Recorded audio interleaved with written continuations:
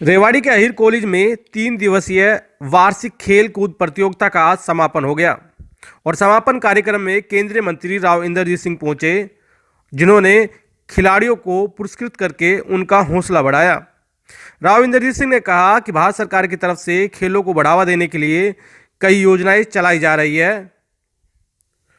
और उनको उम्मीद है कि जो भारत सरकार की योजना चलाई जा रही है उससे खिलाड़ियों को आगे बढ़ने में काफ़ी मदद मिलेगी। और उसके अंदर खुड़िया खेला गया है, तो किसी को पता हो याद हो। और वो गिंडी हुआ करती थी, कपड़े की लपेटी हुई, और जो टहनी तोड़ करके हॉकी स्टिक बनाया करते और वो खेला करते।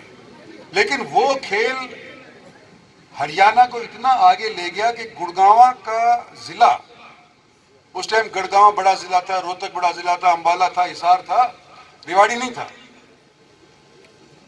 रेवाड़ी गुड़गांव का हिस्सा हुआ करता था और हिंदुस्तान की हॉकी की टीम के अंदर 7 सदस्य अकेले गुड़गांव जिला के हुआ करते थे, जिसके अंदर से तो यहाँ के भी हुआ करते थे। देखो, हम कॉलेज के अंदर तो कर ही रहे हैं। कई सालों के बाद खेल की प्रतियोगिता इस साल शुरू करी गई है और हर साल ये होती रहेगी, इस तरह का हमारे को विश्वास है।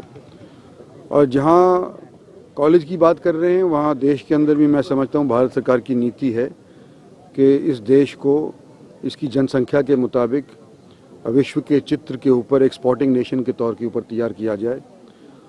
और अगर कोई भी चीज़ हम लेते हैं, कोई संकल्प लेते हैं, तो एक रात के अंदर या एक साल के अंदर पूरा नहीं हो सकता।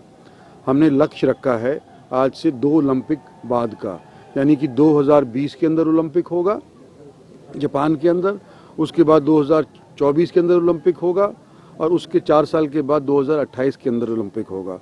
तो खेलो इंडिया की नीति के मार्फत भारत सरकार की तरफ से प्रोत्साहित लोगों को करने के बाद 2028 के अंदर हम ये उम्मीद रखते हैं कि भारतवर्ष एक स्पोर्टिंग नेशन के तौर के ऊपर खिताब प्राप्त कर पाएगा। विशेष ध्यान दिया जाएगा हॉकी पे, जैसे बात कर रहे थे आप?